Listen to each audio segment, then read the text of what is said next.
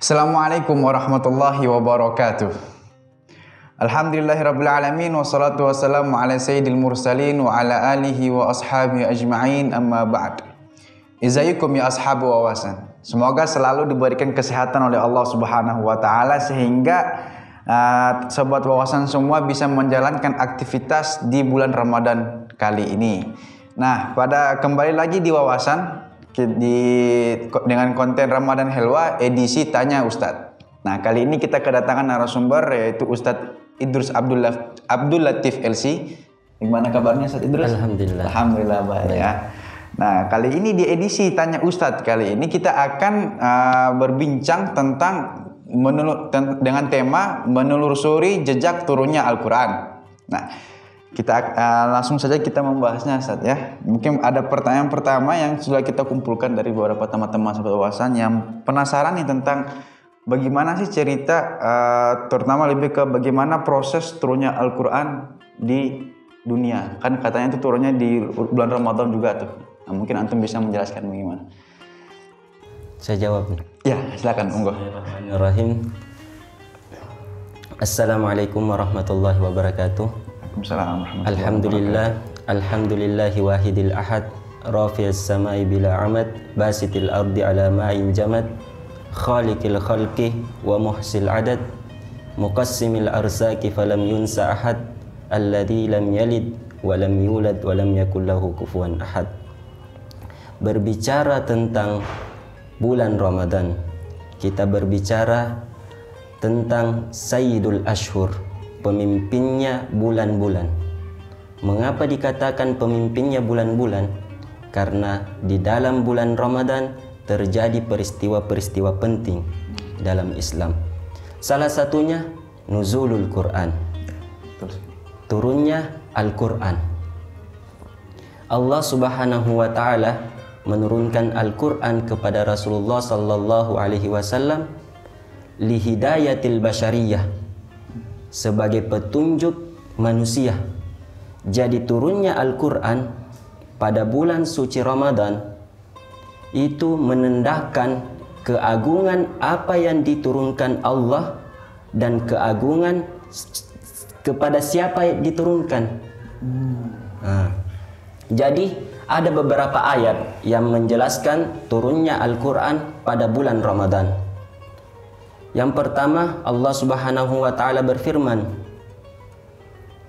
A'udzu billahi minasyaitonir rajim. Bismillahirrahmanirrahim. Syahrul Ramadan alladzi unzila fihi al-Qur'an hudan lin-nasi wa bayyinatin minal huda wal furqan. Bulan Ramadan, bulan di dalamnya diturunkan Al-Qur'an sebagai petunjuk bagi manusia dan penjelas akan petunjuk itu dan pembeda antara yang hak dan yang batil. Ayat yang lain Allah berfirman, Inna anzalnahu fi lailatul qadr. Sesungguhnya kami menurunkan Al-Quran pada malam yang diberkahi, malam kemuliaan. Di ayat lain, Inna anzalnahu fi lailatin mubarakah. Sesungguhnya kami menurunkannya Al-Quran pada malam yang diberkahi. Melihat tiga ayat ini, tidak ada yang namanya kontradiksi di antaranya. Karena kenapa? Karena malam Lailatul Qadr itu pula lah yang dinamakan malam mubarakah, Lailatul Mubarakah, atau malam yang diberkahi. Dan malam yang diberkahi adalah malam-malam dari bulan suci Ramadan. Yang menjadi kontradiksi ketika tiga ayat ini kita sandingkan kenyataan yang terjadi kepada kehidupan Rasulullah, yang dimana Al-Quran turun pula selain pada bulan Ramadan. Iya kan? Ya. Ayat 3 ini mengatakan Al-Quran itu turun pada bulan suci Ramadan, pada bulan Ramadan, tepatnya pada malam Lailatul Qadr atau malam yang diberkahi, mubarakah, yang diberkahi. Tetapi kenyataannya, pada kenyataan kehidupan Nabi, banyak ayat-ayat, banyak Al-Quran yang turun selain pada bulan Ramadan. Permasalahan ini ulama berbeda pendapat. Oke. Pendapat yang pertama mengatakan bahwa maksud dari turunnya Al-Quran pada 3 ayat ini adalah turunnya Al-Quran ke Baitul Izzah dari langit dunia, yang dimana turunnya ke Baitul Izzah langit dunia itu secara jumlatan wahidatan, secara keseluruhan. Dan itu terjadi pada malam Lailatul Qadar dari bulan Ramadan, dan itu pula lah yang dinamakan Lailatul Mubarakah, malam yang diberkahi. Kemudian dilanjutkan turunnya Al-Quran kepada Rasulullah Sallallahu Alaihi Wasallam secara beransur-ansur, dan ini sejalan dengan riwayat yang diriwayatkan Ibnu Abbas. Ibnu Abbas berkata, unzilal Qur'anu jumlatan wahidatan ila sama'id dunya thumma unzila ba'da dzalika fi 20 sana. Al-Qur'an itu diturunkan ke langit dunia secara keseluruhan, kemudian diturunkan setelahnya selama 20 tahun. Di riwayat lain Ibnu Abbas berkata, unzilal Qur'anu fi lailatul qadr fi syahri ramadana jumlatan wahidatan thumma unzila nujuman. Diturunkan Al-Quran pada malam Lailatul Qadr pada bulan Ramadan secara keseluruhan jumlatan wahidatan, kemudian diturunkan secara beransur-ansur. Pendapat yang kedua, pendapat kedua mengatakan bahwa yang dimaksud turunnya Al-Quran pada 3 ayat yang tadi ini adalah permulaan turunnya Al-Quran kepada Rasulullah Sallallahu Alaihi Wasallam. Secara apa? Secara beransur-ansur. Maka menurut pendapat kedua ini tidak ada turunnya Al-Quran kecuali turunnya kepada Rasulullah Sallallahu Alaihi Wasallam secara beransur-ansur pada malam Lailatul Qadr dari bulan Ramadan, dan itu pula lah yang dinamakan Lailatul Mubarakah, malam yang dimuliakan. Berarti turunnya Al-Quran secara utuh itu pertama di langit ya? Di langit. Langit, baru kemudian turun secara berangsur-angsur ke dunia. Ya. Yang dimulai di bulan Ramadan. Jadi sebenarnya jikalau kita melihat dua pendapat ini, tidak ada kontradiksi di antaranya. Karena kenapa? Karena kita bisa menggabungkan kedua pendapat ini. Oke, bagaimana caranya? Kaidah mengatakan i'malud dalilaini aula min ihmali ahadihima. Menggunakan dua dalil atau menggunakan dua pendapat yang bisa disatukan itu lebih utama daripada menggunakan salah satunya. Artinya kita bisa mengatakan bahwa turunnya Al-Quran itu melalui dua proses. Ya. Yang pertama, turunnya Al-Quran ke Baitul Izzah, langit dunia secara jumlatan wahidatan, secara keseluruhan, dan itu terjadi pada bulan Ramadan malam Lailatul Qadar.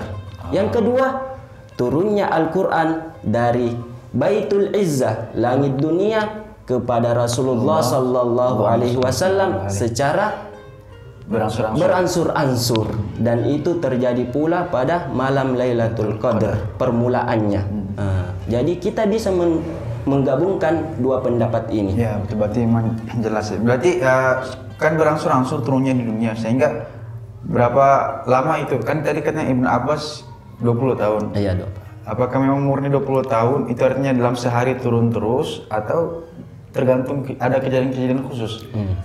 Jadi berbicara tentang jangka waktu ya. Jangka waktu turunnya Al-Quran kepada Rasulullah. Karena penurunan yang pertama kita ketahui bahwa turunnya secara keseluruhan di Baitul Izzah. Ke Baitul Izzah. Adapun dan itu menjadi rahasia Tuhan. Akan waktunya. Sedangkan turunnya dari Baitul Izzah langit dunia kepada Rasulullah Sallallahu Alaihi Wasallam beransur-ansur itu ulama berbeda pendapat lagi. Pendapat yang pertama mengatakan turunnya Al-Quran kepada Rasulullah Sallallahu Alaihi Wasallam itu memakan waktu 20 tahun. Sebagaimana pendapat Ibnu Abbas. Tsumma unzila ba'da dzalika fi 20 sanah. Kemudian diturunkan setelah itu 20 tahun lamanya. Pendapat yang kedua mengatakan bahwa turunnya Al-Quran kepada Rasulullah Sallallahu Alaihi Wasallam itu selama 23 tahun. Dan inilah pendapat yang paling kuat di antara ulama. Yang paling sahih ya, berarti yang 23 paling tahun. kuat, yang paling sahih. Ada pula pendapat yang mengatakan turunnya Al-Quran kepada Rasulullah Sallallahu Alaihi Wasallam itu selama 25 tahun. Terlepas dari perbedaan para ulama tentang jangka waktu, ada beberapa ayat yang menjelaskan tentang turunnya Al-Quran secara beransur-ansur kepada Rasulullah. Yang pertama, Allah Subhanahu wa taala berfirman, "Wa innahu latanzilu rabbil alamin." Dan sesungguhnya Al-Quran ini benar-benar diturunkan oleh Tuhan semesta alam. Yang kedua, Allah berfirman pula, "Tanzilul kitabi minallahil azizil hakim." Kitab ini diturunkan oleh Allah yang maha perkasa lagi maha bijaksana.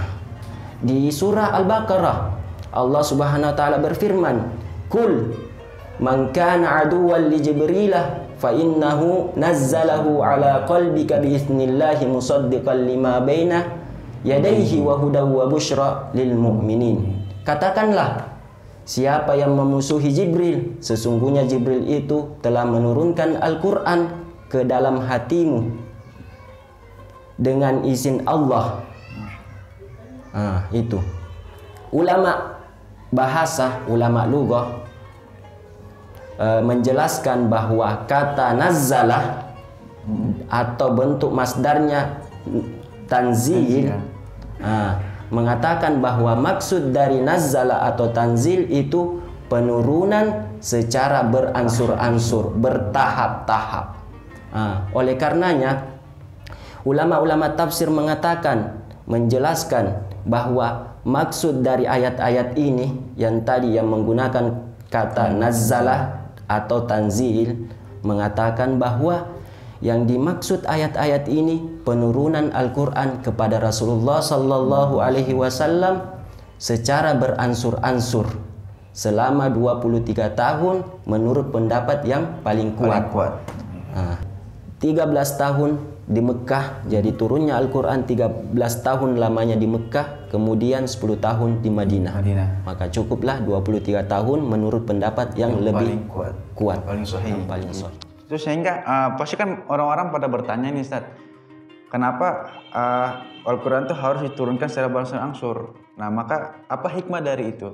Karena kan pasti semua yang ditakdirkan oleh Allah itu pasti ada hikmahnya. Nah, kenapa hikmahnya? Apa hikmahnya Al-Quran itu diturunkan secara beransur-ansur? Kenapa tidak langsung sekalian saja di dunia? Jadi berbicara tentang hikmah turunnya Al-Quran secara beransur-ansur, ulama telah membicarakannya dari dulu.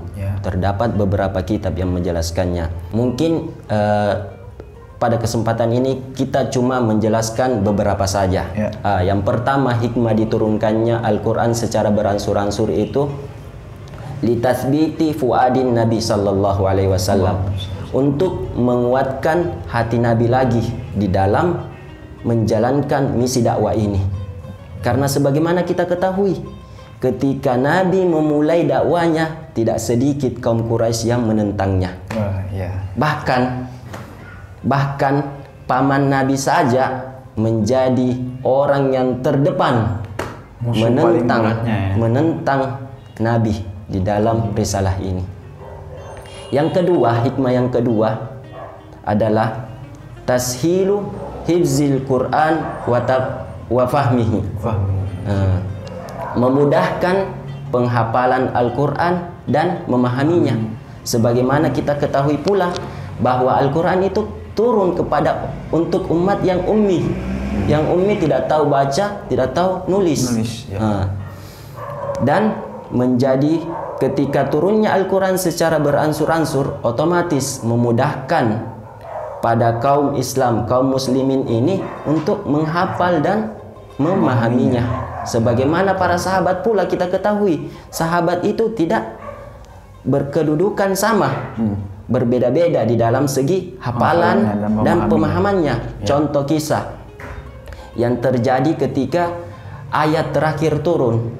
Ayat terakhir turun yaitu al-yauma akmaltu lakum dinakum wa atmamtu alaikum ni'mati wa raditu lakumul islam madinah. Ketika ayat turun ini, para sahabat mendengarnya, mendapat kabar dari Rasulullah sallallahu alaihi wasallam. Para sahabat berbahagia. Karena kenapa? Karena agama ini telah sempurna. Mayoritas sahabat berbahagia karena agama telah sempurna. Tetapi ada seorang sahabat yang bersedih, yaitu Umar. Sayyidina Umar bin Khattab. Beliau bersedih. Terus ditanya, "Ya Umar, apa yang membuatmu sedih?"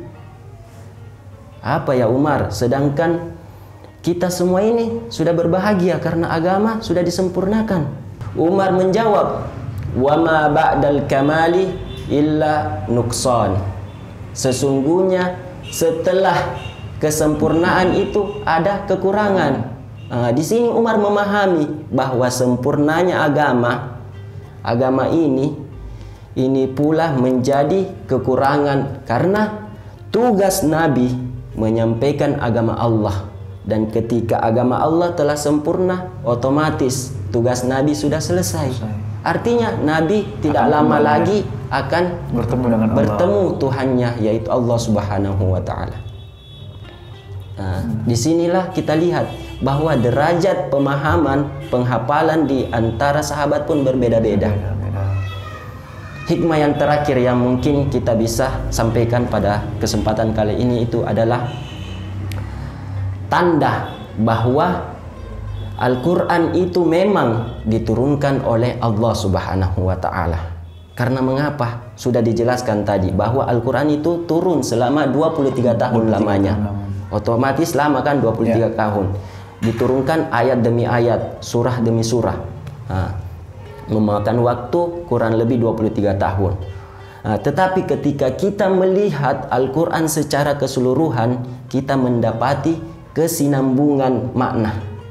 Kita mendapati struktur kata yang sesuai. Ayat yang satu dengan yang lainnya bersangkut paut. Surah yang satu dengan surah yang lainnya bersangkut paut pula. Seakan-akan memang tidak mungkin manusia menciptakan Al-Quran itu. Ya, karena kan memang jangka waktu yang sangat panjang, tidak mungkin tidak gampang orang untuk ada kesinambungan. 23 tahun lamanya turunnya ayat itu, mungkin sebulan satu ayat, kemudian 2-3 ayat, kan nggak mungkin. Tapi ketika kita melihat Al-Quran secara keseluruhan, satu sama lain berkesinambungan, berhubungan. Jadi ini memang murni dari Tuhan semata. Jadi secara mantik, secara akal, tidak mungkin Al-Quran ini dibuat oleh manusia. Ya, betul sekali. Mungkin dengan jelasnya penjelasan tentang proses turunnya Al-Quran, sebuah wawasan makin lebih rajin lagi dalam menghafal Al-Quran, memahaminya, apalagi di bulan suci Ramadan kali ini kan. Kita memperbanyak membaca Al-Quran, menghafalnya mungkin bisa minimal 3 kali ya biar kita bertambah pahalanya. Nah, sekian, terima kasih dari saya Ahmad Rizalul Baksir dan Ustaz Idrus Abdul Latif. Semoga kita bertemu lagi di lain kesempatan. Amin ya. Assalamualaikum warahmatullahi wabarakatuh. Waalaikumsalam warahmatullahi wabarakatuh.